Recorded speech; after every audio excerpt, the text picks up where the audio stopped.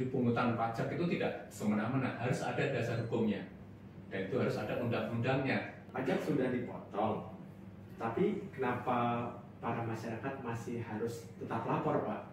Lebih dari 70% ya pajak penerimaan negara kita itu disumbang dari pajak. Ada sistem pungutan pajak itu yang menggunakan sistem official assessment system. Kenapa nih harus ada NPWP? Itu untuk apa sih fungsinya? SPT itu adalah konsekuensi logis dari self assessment system itu tadi.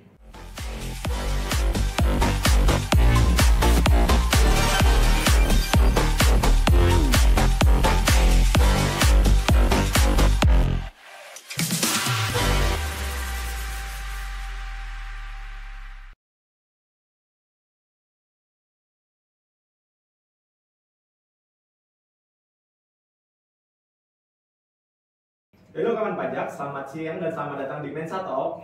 We talk, we learn, we know together. Halo kawan pajak, selamat siang dan selamat datang di Mensa Talk, ruang bincang yang membahas berbagai hal seputar perpajakan secara informatif, lugas, dan mudah dipahami oleh siapa saja. Dengan saya Yudis, Saya Muhammad Dian Swagi dan kita bersama narasumber Pak Budi Ari Fakhrudin dari penyuluh pajak dari KPP Menteng 1. pada episode kali ini kita akan mengangkat topik yang penting namun seringkali masih menimbulkan pertanyaan di tengah masyarakat, yaitu pemahaman dasar tentang pajak dan kewajiban pelaporan bagi wajib pajak orang pribadi. Kemudian beberapa dari kita juga mungkin pernah bertanya-tanya mengenai apa sih yang dimaksud dengan pajak, kemudian mengapa saya harus lapor pajak, serta apa itu SPT dan bagaimana cara melaporkannya dengan benar. Pada episode ini kami akan mencoba menjelaskan secara runtut, jelas, dan sesuai regulasi agar Anda semakin memahami tentang keilmuan tentang perpajakan yang benar. Mari kita mulai episode hari ini dan semoga bermanfaat untuk Anda. Kemudian untuk pertanyaan yang pertama mungkin diserahkan ke Mas Yudis. Silakan Mas Yudis. Jadi gini Pak, di masyarakat masih bingung pajak tuh apa sih? Mereka masih banyak yang ngira pajak tuh pungutan tapi buat apa? Mungkin boleh deh Pak dibantu sedikit penjelasan supaya masyarakat awam tuh lebih paham gitu. Baik, terima kasih Mas Yudis dan Mas Bian. Ya. Dan tadi seperti yang ditanyakan, seperti kata pepatah tak kenal maka kenalan gitu kan ya. Kita harus kenal dengan pajak dulu sebelum kita nanti bicara tentang NPWP, tentang SPT itu apa. Pertama kali kita harus tahu dulu tentang apa itu pajak ya. Kalau definisi pajak banyak sekali ya menurut beberapa pakar gitu kan ya, mungkin saya cuma akan mengutip satu aja gitu ya.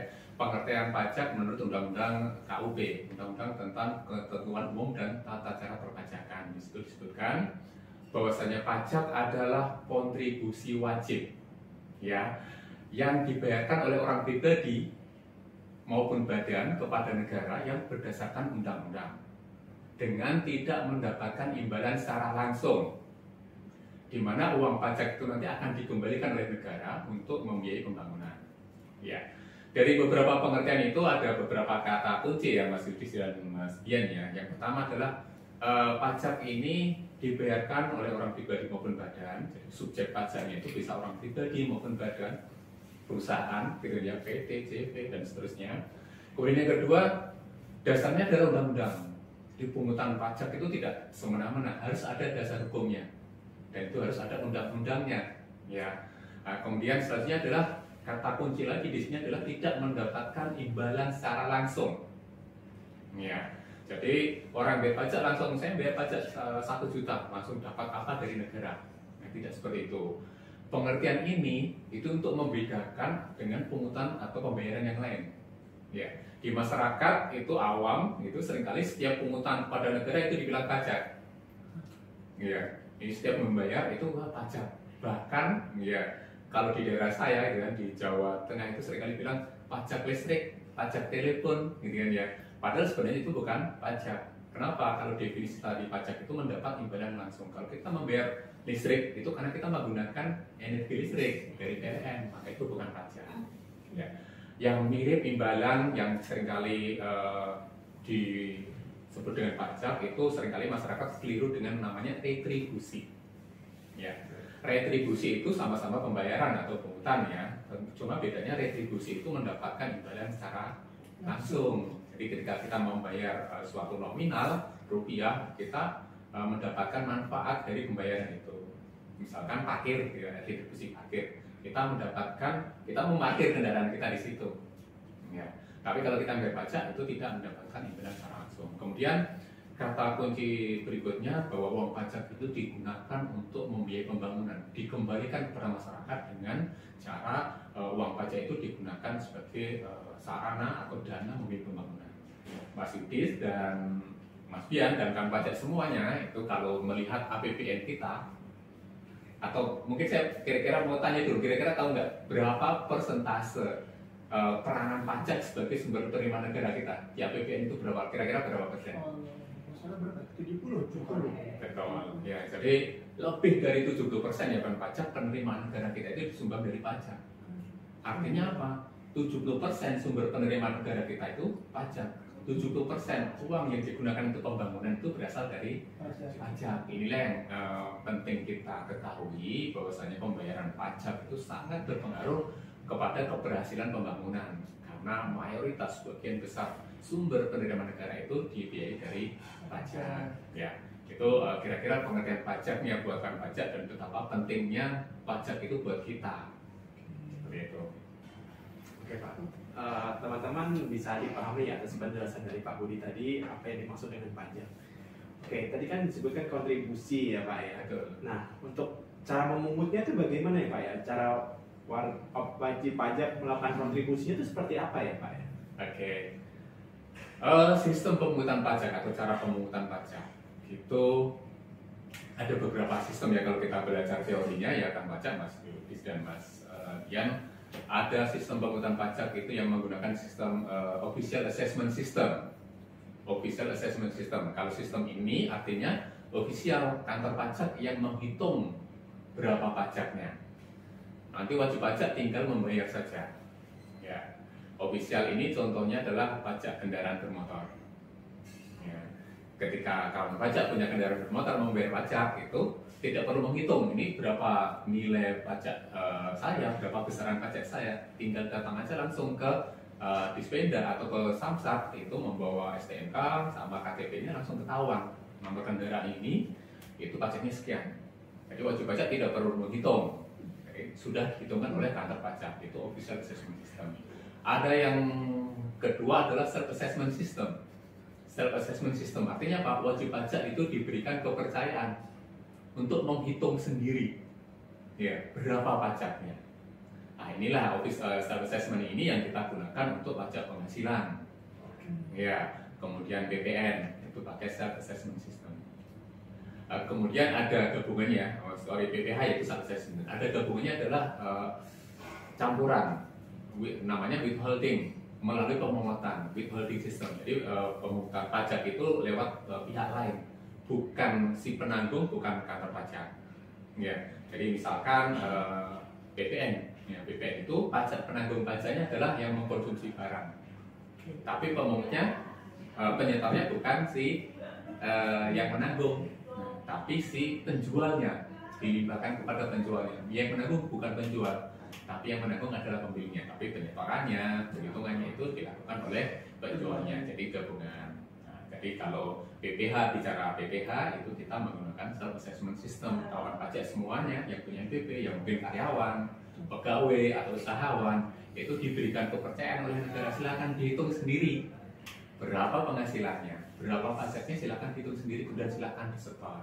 Nah, konsekuensi dari self assessment system nanti ada pelaporan. Ya, kenapa? Untuk melaporkan penghitungan penghasilan, penghitungan pajaknya berapa tadi harus dilaporkan dong ke kita. Nah, pelaporan itu yang kita kenal dengan SPT. Mungkin nanti ada pertanyaan apa itu SPT? Itu saya singgung aja di awal kan, gitu kan ya. Ada kaitannya di situ bahwa SPT itu adalah konsekuensi logis dari self assessment system itu tadi. Jadi bisa disimpulkan ya ada 3 cara pemungutan. Yang pertama ada self assessment system, official assessment, dan juga campuran. Pajak sudah dipotong, tapi kenapa para masyarakat masih harus tetap lapor Pak? Ini adalah pertanyaan yang sering ya yang kita terima dari teman-teman, dari kawan pajak semuanya. Benar sekali, ini terutama yang karyawan ini kan. Jadi kita sebagai karyawan kan kita setiap bulan atas gaji kita sudah dipotong pajak sama perusahaan. Kenapa saya harus tetap lapor? Gitu kan ya. Ini adalah pertanyaan yang sering kali ditanyakan. Terkait dengan ini, kawan pajak dan Mas Sigit, Mas Bian, tadi sudah saya singgung di atas ya. Untuk pajak penghasilan itu kita pakai self assessment system. Ya. Artinya wajib pajak itu kita berikan kepercayaan untuk menghitung, menyetor pajaknya.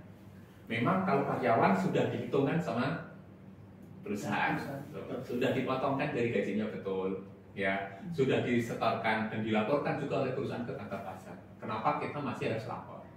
Ya. Kita tidak boleh berpraduga berpikir bahwa penghasilan dari seseorang ya hanya dari itu, ya, hanya dari karyawan saja sebagai gaji karyawan. Sekarang lazim nih orang pribadi sebagai karyawan iya, tapi dia punya sambilan juga bisnis online, ya, mungkin dia freelance di mana, gitu ya. Nah, kita nggak tahu. Makanya kenapa self assessment itu karena memang kantor pajak itu tidak bisa mendeteksi langsung berapa penghasilan seseorang, itu kan ya, tidak bisa langsung memastikan berapa sih penghasilan seseorang itu. Yang tahu siapa? Yang bersangkutan. Iya kalau penghasilannya memang hanya dari karyawan. Ya, makanya tetap closing dari pernyataan bahwa berapa sih penghasilan sebenarnya yang bersangkutan itu ya dari yang bersangkutan. Makanya tetap harus lapor SPT. SPT itu fungsinya tadi untuk melaporkan ini loh, closing statementnya dari wajib pajak bahwa ini loh penghasilan saya selama setahun adalah ini. Ya. Jadi kalau memang itu hanya dari sebagai karyawan ya sudah, tinggal melaporkan saja penghasilan yang dari karyawan, pajaknya sudah dipotong sama perusahaan, SPT-nya nihil. Sederhana, gitu kan. Tapi siapa tahu dia punya penghasilan yang lain, silahkan dilaporkan. Ya, prinsipnya SPT itu menurut undang-undang harus dilaporkan secara benar, lengkap, dan jelas. Benar sesuai dengan keadaan sebenarnya, lengkap, semuanya dilaporkan penghasilannya. Kalau ada dari PTA, PTB, PTC ya dilaporkan semua.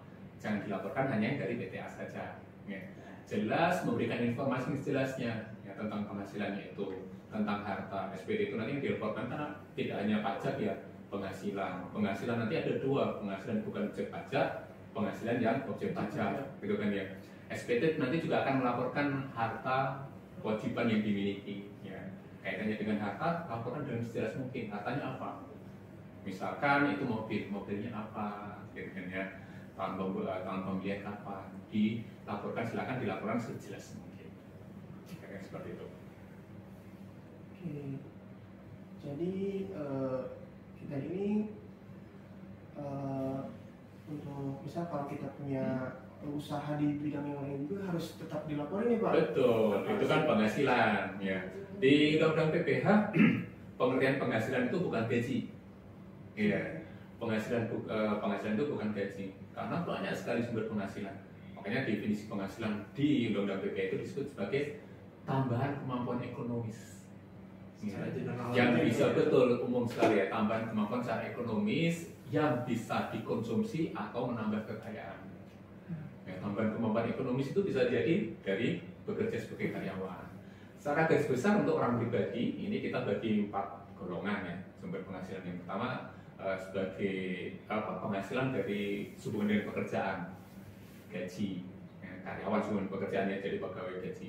Kemudian hubungan dengan kegiatan usaha. Ya misalkan saya punya toko, saya punya industri, gitu kan ya. Kemudian ada penghasilan dari pekerjaan bebas. Freelance. Ya, pekerjaan bebas itu pekerjaan yang tidak terikat hubungan kerja, ya, dan itu berdasarkan keahlian tertentu. Ya, misalkan apa dokter, dokternya bukan praktek sebagai karyawan rumah sakit, dia buka praktek sendiri. Ya, tidak ada hubungan pekerjaan dengan rumah sakit, itu pribadi berdasarkan keahlian dokter ya, gitu kan ya. Kemudian ada penghasilan yang berasal dari modal. Saya nggak bekerja, saya di rumah aja, saya tidur. Apakah mungkin saya punya penghasilan? Bisa. Nah, misalkan apa? Saya punya tabungan, deposito. Uang saya misalkan berapa saya taruh di bank itu saya tidur aja menghasilkan uang. Itu adalah penghasilan. Jadi banyak sekali sumber penghasilan, makanya penghasilan bukan hanya gaji. Ya, gitu. Ya, nanti di SPT dilaporkan hal seperti itu, penghasilannya apa saja, tidak hanya terbatas pada gaji. Makanya tadi tidak, oh saya udah dipotong perusahaan, kenapa harus lapor? Karena masih ada kemungkinan penghasilan yang lain. Nah, itu harus dimasukkan. Betul, kalau ada dilaporkan. Kalau memang senyatanya hanya dari gaji saja ya sudah, silakan dilaporkan penghasilan dari gaji. Sudah dipotong ya nihil aja. Oke. Mungkin kita dari penjelasan Bapak tadi kita udah tahu apa itu pajak, kemudian sistem pajak juga, kemudian jenis pajak juga, ada yang retribusi, kemudian pajak. Selanjutnya kita akan berbincang mengenai sistem penomoran nih Pak. Kenapa nih harus ada NPWP, itu untuk apa sih fungsinya? Betul. Betul, Pak. Oke, tadi sudah kita sampaikan ya kan pajaknya tentang self-assessment system, ya, bahwa wajib pajak diberikan kepercayaan untuk silakan dihitung sendiri berapa penghasilannya, berapa pajaknya, setorkan, laporkan. Ya. Nah, bayangkan nih, kita mau lapor pajak nih, misalkan ini Yudhistira mau bayar pajak, pakai nama Yudhistira. Kira-kira ada nggak nama Yudhistira yang lain? Pasti ada. Ada, gitu aja. Banyak di nama Yudhistira ini, banyak ya. Ketika di start Yudhistira, nanti akan bingung kita membaca ini Yudhistira yang mana. Identitasnya yang mana? Betul, makanya kita perlu ada suatu identitas pengenal ya, perlu suatu tanda pengenal yang itu jelas itu bahwa itu yang bersangkutan yang membayar pajak adalah si A, si B. Ya, jadi perlu ada suatu identitas di kantor pajak yang nanti digunakan untuk nyetor pajak, untuk lapor pajak, itu jelas bahwa ini adalah setoran atau pelaporan dari si A atau si B.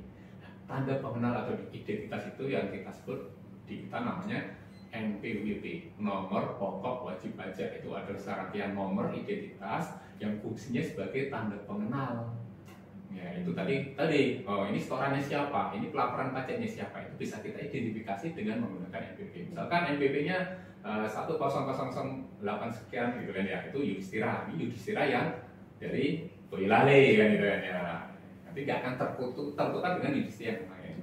Jadi memang untuk bisa melakukan atau melaksanakan kewajiban hak dan kewajiban perpajakan pertama kali harus punya NPWP sebagai tanda pengenal. Oke. Kemudian mungkin dilanjut ke pertanyaan selanjutnya ya, Pak Yudis. Kan sekarang nih ada konversi nih NIK sama NPWP, jadi ada satu dijadiin satu kalau nggak salah ya Pak. Nah itu tuh gimana sih kebijakan tersebut? Oke. Jadi ya mungkin kan pajak sebagian juga sudah tahu ya, sekarang kita mendengar mungkin sudah tahu atau bahkan sudah mengalami sendiri bahwa sekarang NPWP itu berubah. Ya, yang sebelumnya NPWP itu terdiri dari 15 digit angka. 15 digit angka. Itu sekarang berubah menjadi 16 digit. Kenapa? Karena kita sekarang menggunakan NIK sebagai NPWP. Ya. Ya. Kita di Indonesia pemerintah itu sedang melakukan penyederhanaan nomor identitas. Sebelumnya kan kita ada NPWP itu pakai nomor, KTP ada nomornya, ada NIK-nya. Dulu SIM itu ada nomornya. Begitu banyak nomor nggak harus kita hafal gitu kan ya. Ini untuk keperluan ini kita pakai nomor ini. Gitu. Ya, makanya pemerintah kan ada program penggunaan SIM ya, Single Identification Number. Ya. Satu nomor itu digunakan untuk semuanya. Nomor yang dipunyai oleh setiap warga negara adalah NIK. Ya, tentunya biar tidak double-double, kita menggunakan NIK sebagai NPWP. Karena itu adalah nomor yang dimiliki oleh setiap warga negara. Dan NIK juga tidak double ya, tidak bercampur dengan, tidak mungkin satu NIK dipunyai oleh dua orang yang sama, ya, dua orang yang berbeda. Satu nomor dimiliki dua orang berbeda, ya. Tentunya enggak. Jadi itu identik sekali, NIK itu dimiliki satu orang, itu satu NIK. Ya, makanya kita beralih ini, kita mengalihkan penggunaan NPWP itu dengan NIK untuk menyederhanakan. Karena di beberapa layanan pemerintah yang lain juga sudah menggunakan NIK, termasuk NPWP kita juga beralih ke NIK seperti itu. Dan ini sudah kita sosialisasikan ya sejak tahun 2023 kemarin, 2023-2024 sudah kita sosialisasikan bahwa kita akan beralih NPWP itu dari NPWP yang sekarang 15 digit menjadi NIK yang 16 digit. Untuk wajib pajak yang sebelumnya sudah punya NPWP 15 digit, maka dia perlu melakukan pemadangan atau pencocokan untuk memastikan bahwa pemilih NPP ini adalah pemilih NIK ini. Ya, karena beralih itu ya, kita harus pastikan di data kita. Misalkan Yutis nih sudah punya NPP 87 sekian gitu kan, NIK-nya 31411 sekian kan. Ketika kita mau beralih ke NIK 3141, kita harus pastikan bahwa NIK ini dulu NPP-nya adalah yang 87 sekian itu. Maka perlu dilakukan pemadangan. Secara sistem, cara data di kita sudah lakukan pencocokan dengan data Dukcapil gitu kan. Hampir sebagian besar sudah kita cocokkan, tapi masih ada beberapa yang mungkin belum bisa secara langsung kita cocokkan, maka yang bersangkutan diminta untuk melakukan pemadanan secara mandiri. Ya, misalkan dulu misalkan Yudis itu kan pas daftar NPP masih mahasiswa pengusaha gitu kan ya, namanya Yudhistira saja. Ternyata setelah itu sudah selesai kuliah nih, SE, Yudhistira SE atau Yudhistira SH gitu kan ya, di KTP sudah pakai SH. Nah, sistem ketika membaca ini namanya Yudhistira, ini satunya SE apa SH, satunya enggak, kita nggak yakin apakah ini orang yang sama. Ketika hal seperti itu terjadi, maka biasanya kita perlu yang bersangkutan perlu melakukan pemutakhiran atau pemadanan NIK NPP-nya secara mandiri, ya bisa ke kantor pajak atau secara online lewat DJP online. Itu yang kita lakukan di tahun 2024 kemarin. Ya. Sedangkan untuk yang belum punya NPP 15 digit, kemudian baru mendaftarkan diri untuk memilih NPP, maka yang dilakukan oleh kantor pajak adalah melakukan aktivasi NIK. Ya, aktivasi NIK-nya yang dari sebelumnya belum berfungsi sebagai NPP itu kita aktifasi sehingga dia berfungsi sebagai NPP. Nah, ini menjawab pertanyaan, banyak yang bertanya, NPP menggunakan NIK, apakah artinya setiap orang karena punya NIK berarti dia sudah ber-NPP, gitu ya? Jadi jawabnya belum ya kan pajak ya. Jadi sepanjang NIK-nya itu belum diaktifasi, maka itu belum berfungsi sebagai NPWP. Seperti itu. Oke. Jadi gitu ya kawan pajak. Misal kalau kita punya adik nih masih kecil, udah punya NIK, itu belum termasuk punya NPWP ya, Pak Yudis? Karena belum diaktifasi. Oke, kita lanjut ke pertanyaan selanjutnya ya teman-teman. Apa yang dimaksud dengan SPT, Pak? SPT itu apa sih? Terus fungsinya itu untuk apa? Dan bagaimana sih cara power SPT itu, Pak? Oke, ya. Tapi kita sudah bicara self assessment, sekali lagi wajib pajak diberikan kepercayaan untuk menghitung sendiri penghasilan berapa, pajaknya berapa, bayarkan, dan ya. Nah, konsekuensi karena sudah diberikan kepercayaan, tapi kan perlu melaporkan dong, gitu kan ya, perlu mempertanggungjawabkan, bahasa lainnya mempertanggungjawabkan penghitungan tadi. Oleh sarana untuk melaporkan penghitungan pembayaran pajak itulah yang kita sebut dengan SPT, surat pemberitahuan, surat yang digunakan oleh wajib pajak untuk memberitahukan, melaporkan penghitungan penghasilan, melaporkan pembayaran pajaknya tadi ke kantor pajak. Jadi fungsinya adalah tadi melaporkan penghitungan pembayaran pajak. Ya. Kemudian SPT ini ada beberapa jenis. Kalau ditanya ada beberapa jenis, itu kita bagi beberapa jenis formulir SPT tergantung pada subjek pajaknya. Ada SPT untuk wajib pajak badan perusahaan, itu kodenya adalah formulir 1771. Ya. Kemudian untuk orang pribadi ada 3 macam, itu kita bagi menjadi 3 macam. Yang pertama adalah formulir 1770, 1770S dan 1770SS. S kira-kira apa? Sederhana. Kalau SS sangat sederhana, betul ya. Karena sangat sederhana itu hanya 1 halaman saja. Ya. Kalau itu pakai hard copy, ya, kalau pakai online ya itu tinggal 1 halaman isian sebentar selesai, gitu, sangat sederhana.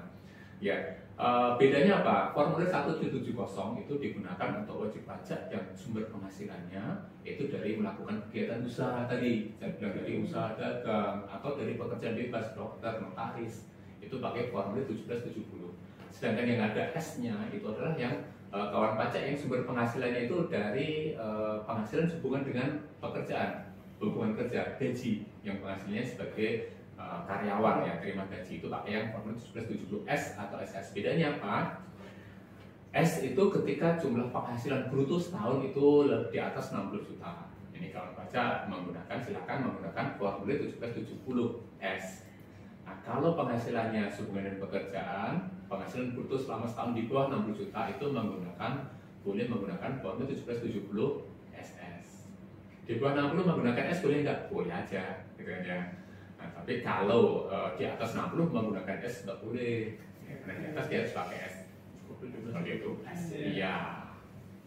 Oke, jadi boleh Pak? Iya, itu jenisnya ya. Kemudian cara penyampaiannya nih, Yucis dan Ian ya.